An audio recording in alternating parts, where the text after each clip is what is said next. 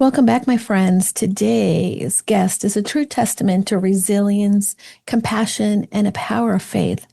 Gina Economopoulos has had the remarkable journey, one that has taken her from the vibrant streets of Syosset, New York, to the contemplative quiet of a convent, and now to the compassionate role of an end-of-life doula on the Jersey Shore. Her story of overcoming a personal tragedy, finding sobriety, and embarking a calling to support others through life's most challenging moments is truly inspiring.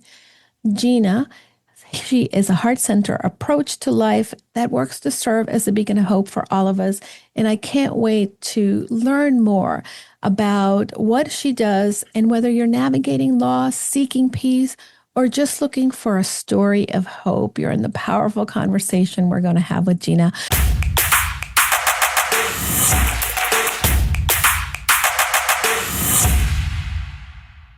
Welcome to the show, Gina. Thanks, Julie. It's good to be here. It's good to be here. I said a few things about you during the intro that kind of framed the conversation for the listeners.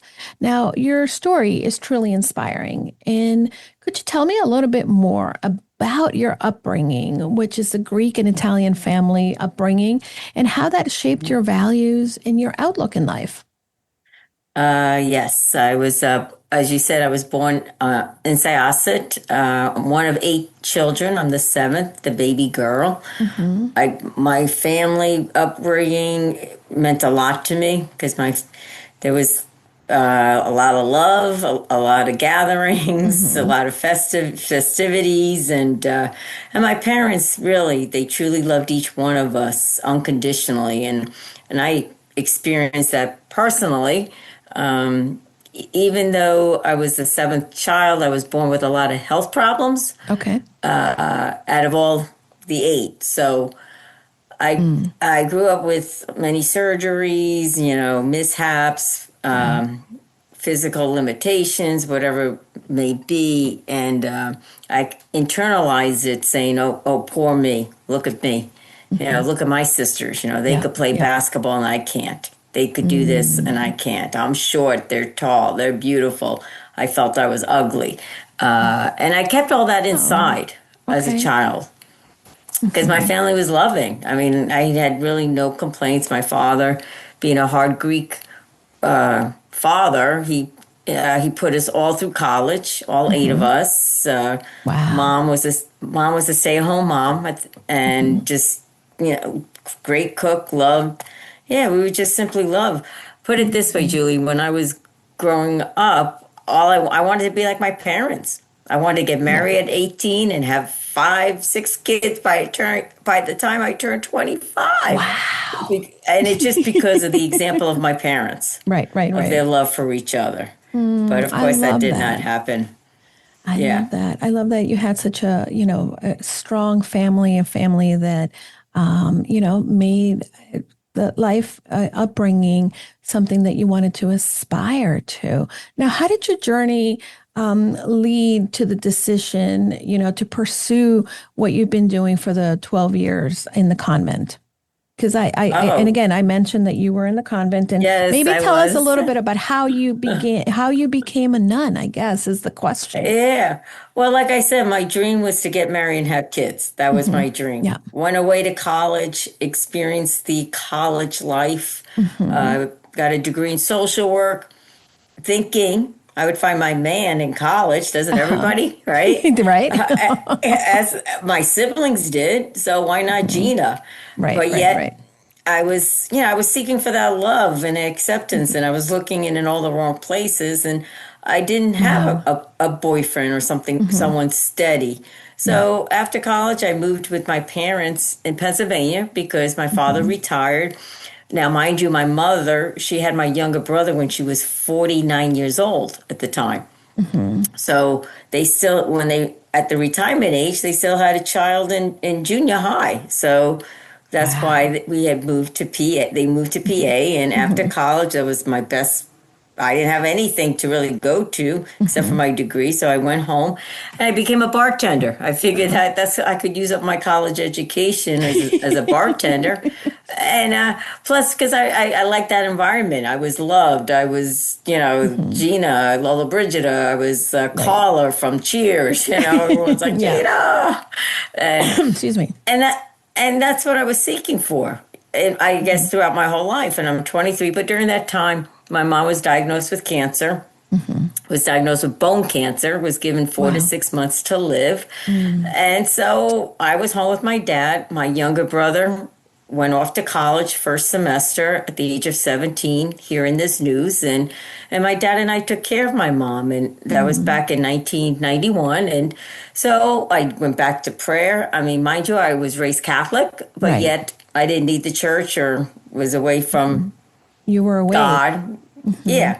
I didn't need him. Not that I didn't believe in him and You not were that I was existing against him. without him, like you've said. Exactly. Like he wasn't cool. Yeah, yeah. Well, and I hear that a lot, and I think that there's many areas in our life that we kind of walk away from the beliefs, right, that we grew up with. Yeah. Mm. And but at this time I turned to God, pray, please, I pray my Hail Mary, my rosaries, go back to church, mom will be healed. Tried other resources of Chinese anything to Right. heal my mom. But yet she died in 5 months. So Wow. I was there as her caregiver along with my dad. And I saw it now. I really saw the love the two of them had for each other and that unconditional love. Right. And so, but I was devastated when I lost my mom. I was 23 years old. I was bartending. I didn't have anyone. And all I did was, see, literally I watched my mom die without realizing Yeah. it at the time. And during that time, granted, I went back to the church. I didn't have any faith. I didn't have any hope. I didn't have any love. And I didn't have God in my life as a relationship. And so in that, I experienced hell. To me, that's what hell is. When you don't, when I didn't have, I said, wow, because I know about heaven. I know about hell. This is what hell is when you don't have that living in this life. So I pursued by searching for the meaning of life, for the meaning of God, for the meaning of heaven, because everyone said your mom's in heaven. So I did go back to the church, and I was very angry. All I kept talking it was to my mom. I started going back to mass every day, and then crying. Tears were my best friend, and I took it real hard. The loss. I stopped bartending. I stopped living. Cling to my dad because my dad. I was afraid for him to die. Right. Like, Right. what would I have? I got nothing. Right. And then in that I found a conversion, one would say. Yeah, a St. Okay. Paul's conversion. Got knocked off the horse, got knocked off the bar stool. You got knocked off something. You got And knocked off. Yeah. Oh. I got knocked off, but then you're like, that's the meaning of life is God and Jesus, and back to my sacraments, and yeah, and this is what I want to do, and what does Gina do with that excitement and that conversion, and like, yeah, I love God, I'm a follower of Jesus. I joined the convent. Okay. That's what I thought everyone does that. Now, how did you find the convent? Well, during this kind of conversion, grieving, when I was, grieving for my mom, I'm back in New York. That's where we brought my mom back in Long Island. And my cousin, the Italian side, was very devout. And he introduced me to a community of Franciscan sisters as well as friars back in 1993. Okay. It's from Steubenville. You've heard of Steubenville, I've heard right? of Steubenville. My husband went to Steubenville. Yes, Yep. so so you I can know. understanding Yeah. my path and my line of thinking, and I met them because I went with 17 buses from Steubenville in 1993 to go see the Holy Father, John Oh Paul wow. Oh, John II, Paul in II. Denver, Yep. Yep. in I went Denver to for World Youth Day. I went to World Youth Day in Denver in 1993, 94. Yeah, I was Yeah, there. I was there too. Oh So my God, what a I was small on the world. buses. I was on the buses with the Steubenville crew. Okay, okay. And at the same time, each bus had a sister and a friar.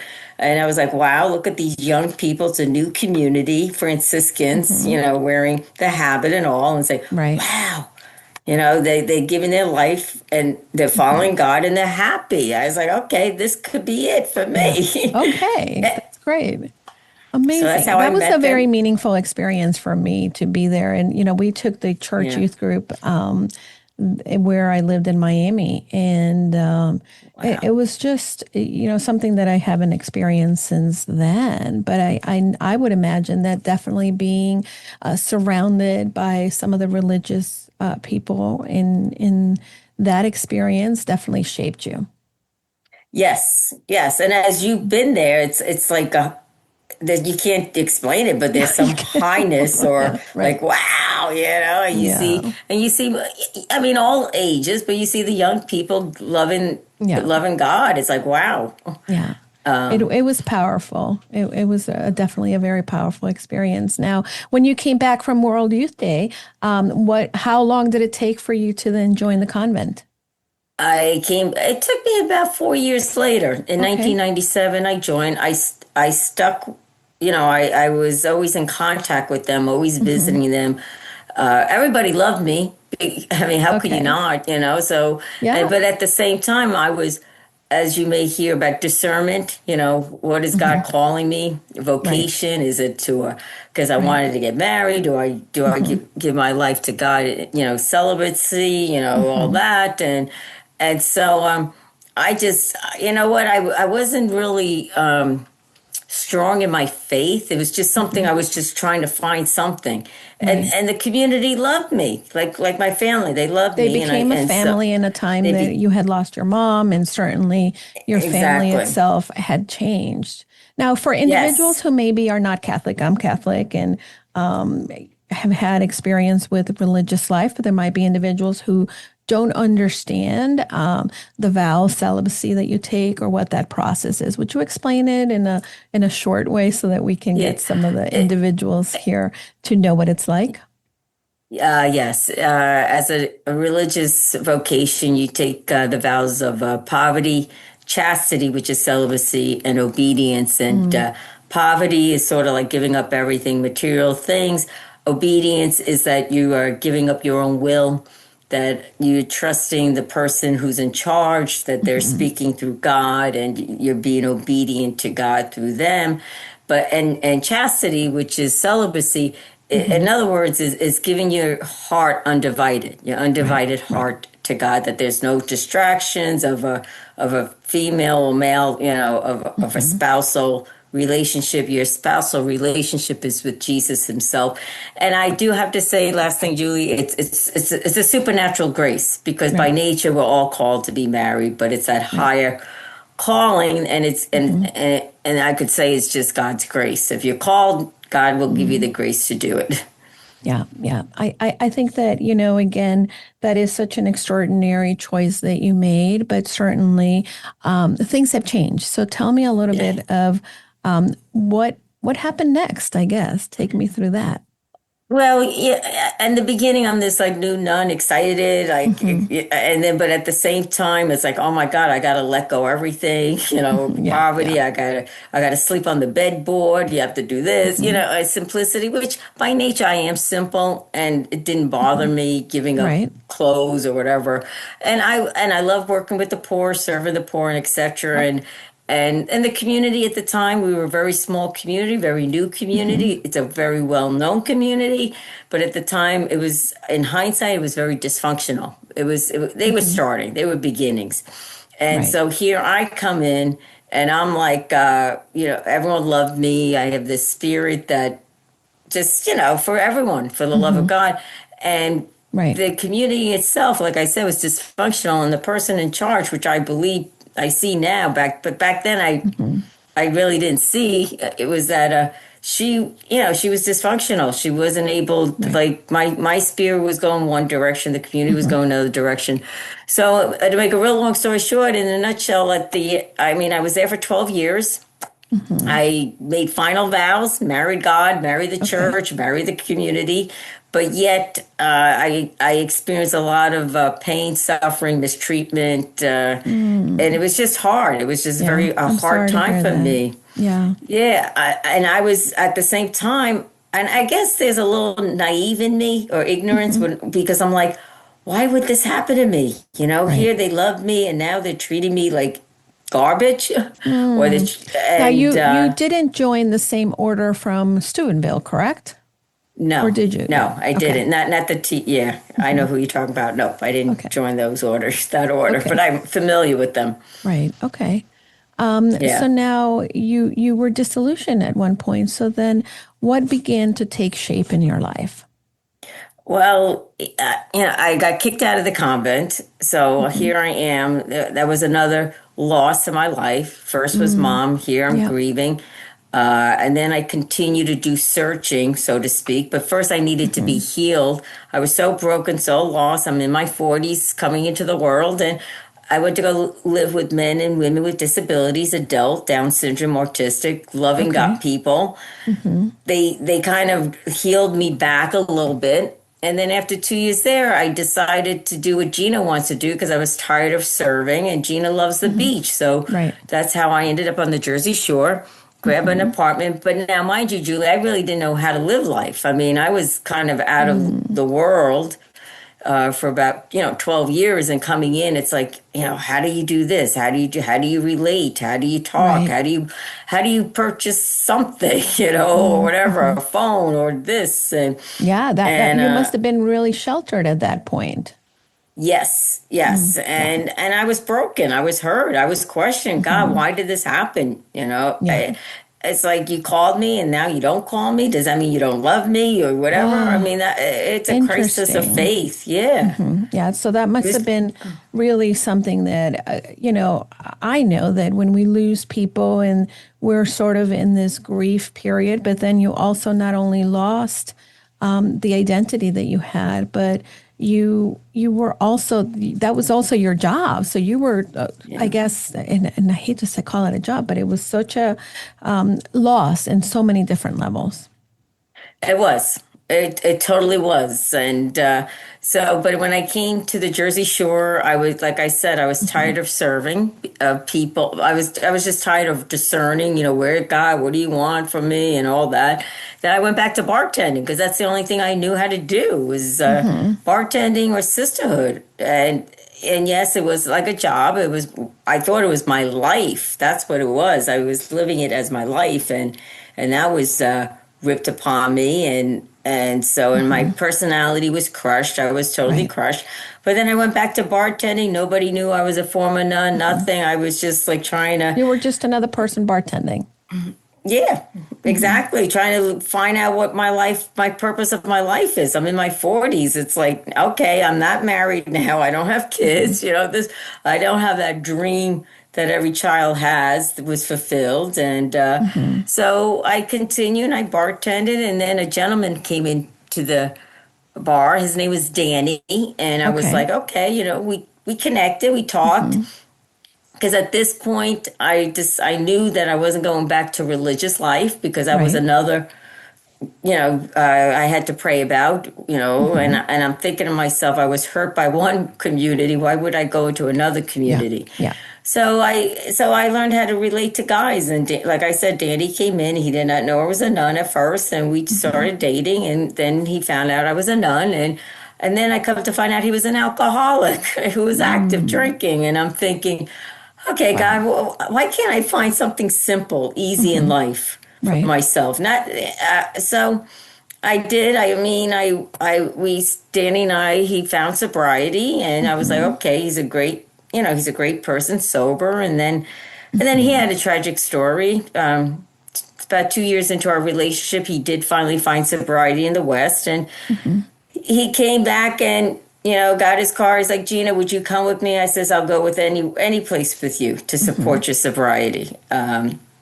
And but he got into a tragic car accident, and he Oh, was I'm with so his sorry. mom, and his mom died, burned up, and Danny burned up, and Oh, so Gina, that, I'm so and sorry. once again, Julie, it's like, okay, but Danny survived. I said, okay, God, I could do this. I could breathe, and it happened in Indianapolis, so I reached out to the AA club out there, and got supported. And Danny, okay, we're going to fight this. God saved you from this fire, even though he Hmm. was burnt. Half of his body didn't matter to me. But then, yet, what does an alcoholic do when they're in pain? Is that he picked up. I was furious because I wasn't, once Yeah. again, I was not familiar with alcoholism. I was sort of like trying to control, enable, and do everything, manipulate him. And I said, I can't believe this, God Yeah. saved you. I didn't know that it was a disease. And then we kind of separated, but we were going to get married. I was still did not know who I was. I didn't have any confidence in myself. Wow. I was just rolling along with the punches, just going along with all the punches of life, and still believing in God. Okay, God, you got this. Everything like this. And then a month before our wedding day, I found Danny dead from the disease. So I'm like, okay, that's it for me. This is it. Devastating. Devastating. That was it. I'm done. I Wow. am finito, done with life, done with persevering, done with moving Oh, forward. I am just simply done. I wasn't going to kill myself, but I was just done. I right, surrendered to right. the fact that my purpose of life was to suffer. Give it to Gina. She'll suffer it. You guys Wow. could be happy. You could have your confidence. You could have your esteem. You could have your love. I'll just mosey along in this life with as a being a victim and just self pity. I was filled with self pity, pain, hurt, and at this point, I hated God. Well, it seems to me, and I know that there's a lot of listeners out there that they themselves have undergone a lot of troubles and just being in that state of, brokenness. And you went from darkness to light. How did you start to find hope? And because there was a lot of life struggles that you were in the middle of. Yeah. I had after I came back to the Jersey Shore, I was sort of like Hmm. a zombie, whatever you want to call it, Right. simply existing. And somebody invited me to go to an AA meeting, and I was like, Hmm. okay, let me go there to find out why did Daddy die, and these people are sober, Hmm. and and that's where I found, going to the meetings every day, and it just not identifying myself as an alcoholic, as somebody desired not to pick up, so I could be, Right. listen. Hmm. So angry at them, angry at God. Nobody knew I was a nun at the Yeah. time because, and the program, it's not a religious program, it's a Hmm. spiritual program. So they talk a lot about God. And in the beginning, I would say, God is whatever. And Right. then people will come up to me and say, oh, no, God loves you and everything, like this. And I'm like, no crap, God loves me. I Mm. married it, you know what I mean, in my Yeah. eyes, Yeah. because I know who he was. Hmm. I was so angry. You're right. I was hopeless. I was in despair. And that my heart wasn't even broken. It was shattered. And the way Hmm. I really felt it is because when you break glass, when it shatters, what do? You throw it away, Yeah. right? Yeah. Of That's it. You course. Yeah. can't fix. You If can't it's fix it. broken, Yeah. if Yeah. it's broken, you can fix it. But that's where Hmm. that's where I just share that. That's where the state of my mind, heart, and soul was at the time. And then, but Mm. going into the rooms and just listening. I'm a slow learner, and then it was a few months into the rooms. I just kept going. I don't know why. I'm Hmm. not an alcoholic. I just kept going. But somebody asked me, took me aside and says, Gina, you come all the time, and what is your relationship with alcohol? I go, mine. It was all Danny. It was all Danny. It was all Danny. Then Yeah. but then, of course, in hindsight, that's where I looked and I saw my relationship where throughout my life I had a great smile. I was a sister, I was Economopoulos, but nobody realized how much I liked to drink behind it all. Hmm. Hmm. How much I should Right. say I would run to the drink because of, to get away those feelings, those Hmm. insecurities, to make me Yeah. be stronger, to be the center of attention, to be loved. And but never realizing once the alcohol came out of my system, I was back with Gina. Hmm. So I was on April 2nd, 2015. I said, my name is Gina. I am an alcoholic. That came out. And that was another beginning of a chapter, another journey in my life. Hmm. And that's where, for me, realizing I was an alcoholic and realizing that there's a 12-step program that I could Hmm. participate and be part of and live in. That it was slow. It was slow, but Right. Of course. gradually, Yeah. one day at a time, I was honest, open, and willing, and to breathe. But first, I had to really reconnect with God. And honestly, and with a passion, I hated God. And when Yeah. people heard that I was a sister, to say that, I was like, hey, if you had my life, you would hate him too. Oh, yeah. Yeah. But yet, yeah, but yet it became a new relationship and a new spirit, a new hope, a new love, Right. spiritual. You It's a started to do spirit. some of that work. You started to do some of that work. Now you became an end of life doula, and it's such a unique, Yes. compassionate path. How did you first discover this calling, and what drew you to this line of work? Was it because of your mom, or was something else as well? Well, back up when I was with my mom, someone had said to me, the hospice people says, "Oh, you'd be very good with the dying." I'd be like, "I don't want nothing to do with the dying," Mm, because mind you, I didn't have any faith. I had nothing. It was yeah, pain, yeah, pain, yeah. pain, pain. When you see someone like that, Hmm. fast forward, coming to know Jesus and everything like that, and now having a real love for God and for me and my own faith and in heaven and joy and peace in the universe or the other life. I was like Hmm. that was like, I have a passion for. And it was during a sisterhood that I was with so many people who had died from all ages, young, old, going to funerals, wakes, and I felt that peace and I felt that presence within me of where they were going. And so I was always, as a sister, I had no problem. People would call me, say, "Sister, could you come visit?" Hmm. etc. To Right. this person, that person, don't know. Bring a statue, bring my rose, whatever it may be, whatever Hmm. I inspire. And they may die right there. They may die the Hmm. day after. But I Right. just really felt that connection, with a Hmm. higher power, with God. Wow. And then it was a few years ago, here I'm in the rooms and still having that love. And somebody says, "Do you know you could be certified as an end of life doula?" And I said, "What is that?" Because I didn't, Right. I would never call myself as an end of life doula. I just says I love being with the dying. I mean, I have Hmm. the passion and the hope Yeah. and I grieve well and I know I could be with the Excuse me. family. So I did. I got certified. I realized what it was. And yes, today I am an end of life doula. It is all through experience. Granted, I Hmm. took a course, but I'm more on hands on with experience than looking in a book and reading Hmm. on how to be one. So, Yeah. and it's still there today. I'm so grateful for this conversation because I think that again, end of life is something that we all are going to experience in one moment or another.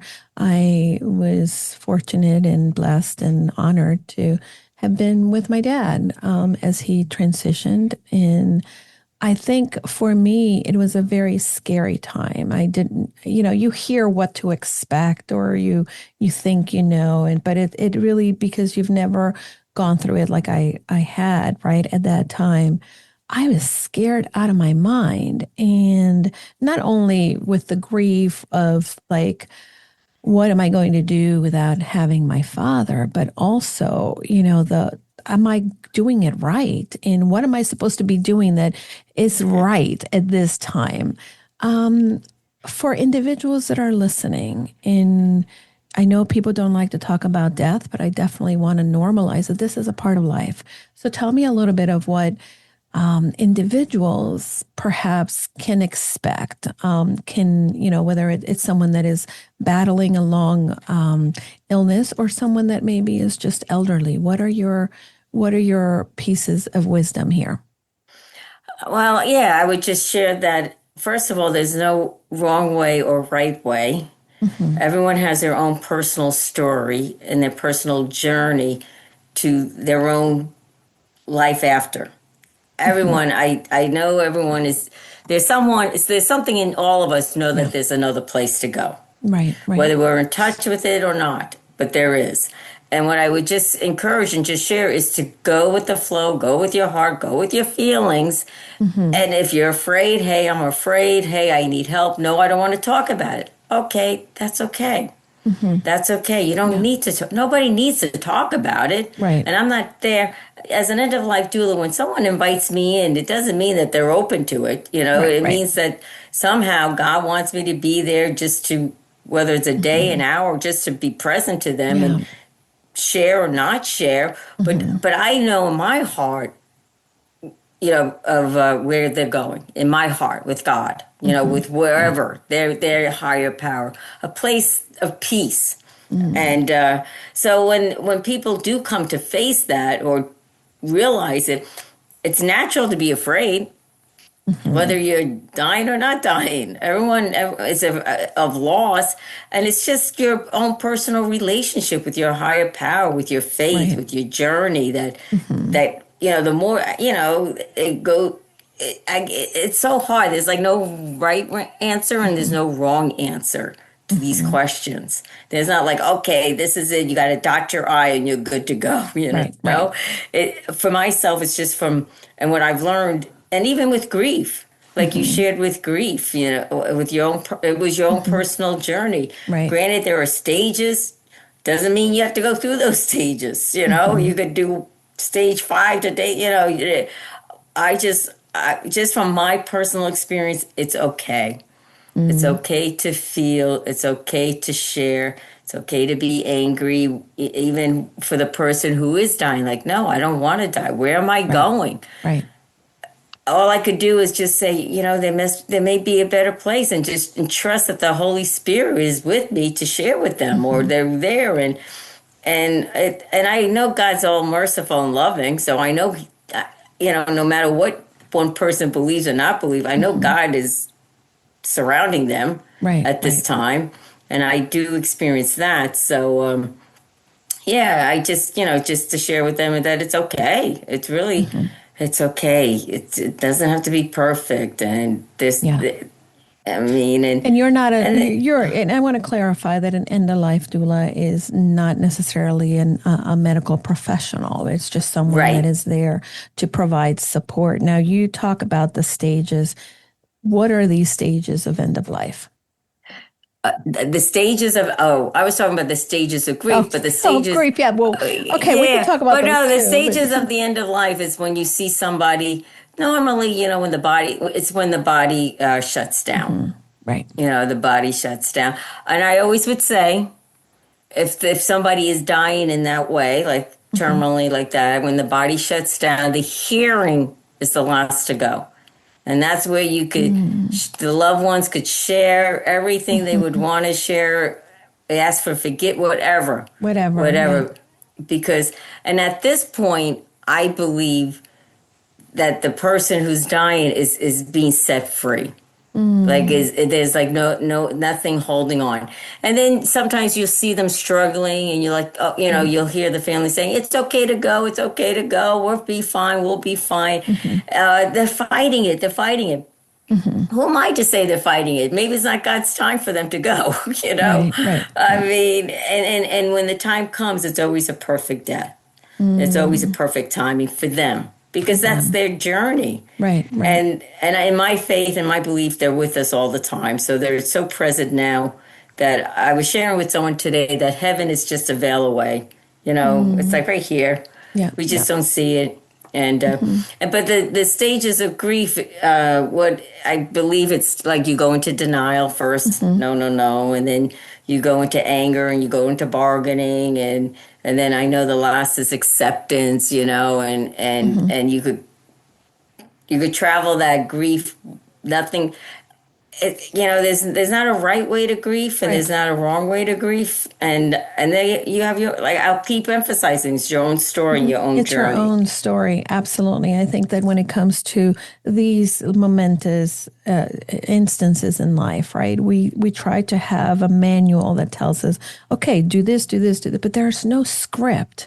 And there's also just the circumstances in the moment where you decide what you're going to do, what is your next best step, and you have to really surround yourself with the individuals that are going to be supportive and open to whatever it is that your journey is. One thing I just share with that, what comes to me, I love Mother Teresa. I met her a few times, and she would always say, and that's what, like my motto is to give the dying the dignity to die with love and respect. Yeah. That's beautiful. It's beautiful. In your experience, what has been some of the most important moments people should know about when they're in the state, and how do they prepare, if anything, spiritually and emotionally? regards of dying and Hmm. all Yep. that. Yeah. The what I try to do too is if the person just say an example, somebody's dying, okay, preparing them. Hmm.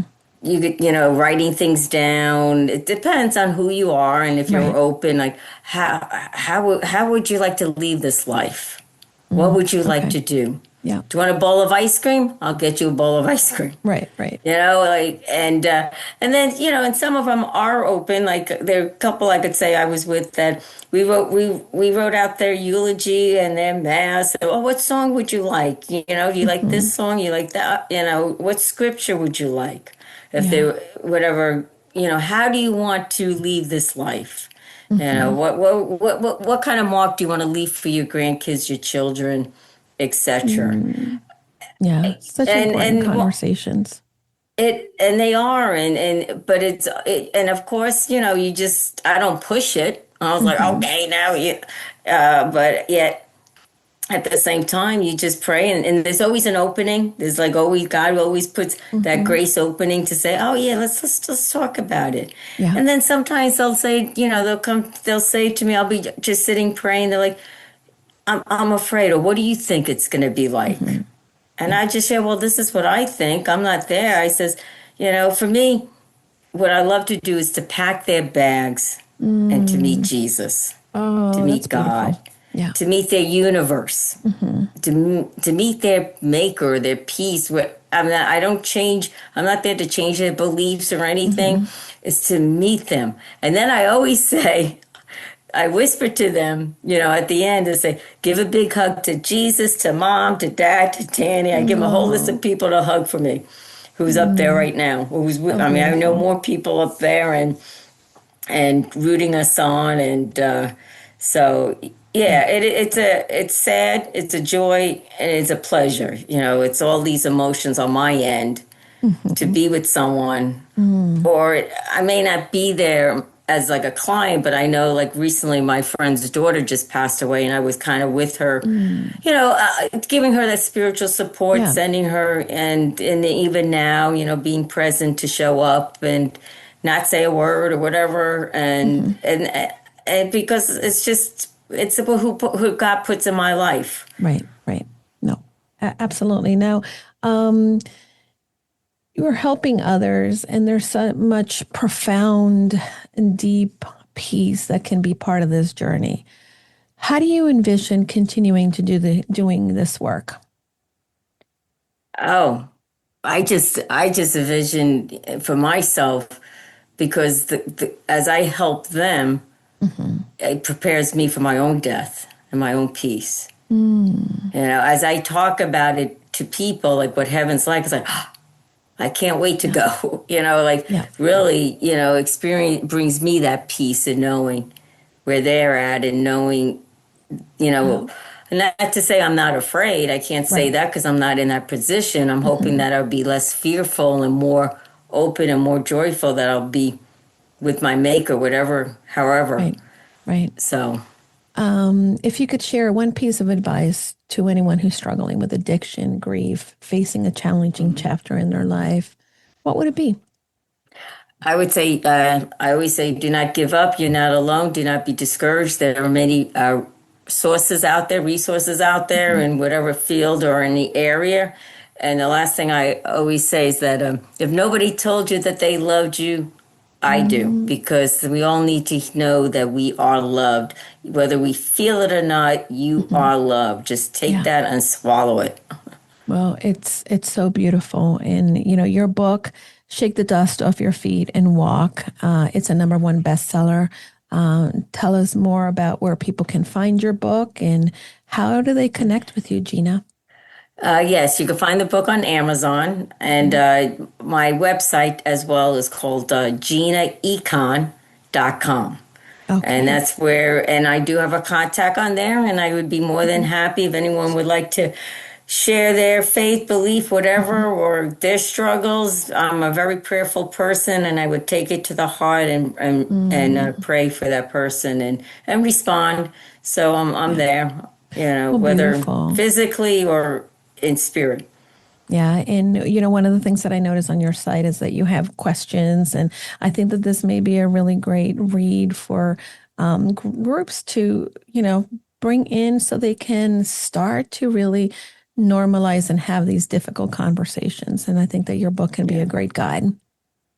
Thank you. Thank you Yeah, very much. yeah, amazing.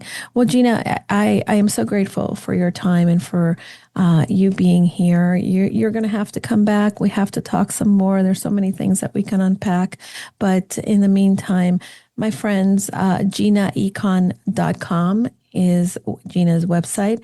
I want you to go and get her book, Shake the Dust Off Your Feet and Walk. It's a #1 bestseller, and it is something that gives you that intimate look into a journey of self-discovery and also walking in faith and all the things in between. Also, Gina shares about her sobriety journey, and I encourage you, go and do your own self-discovery. And this book may be something that allows you to get in that path. And until next time, thank you, Gina. My friends, go confidently in the direction of your dreams.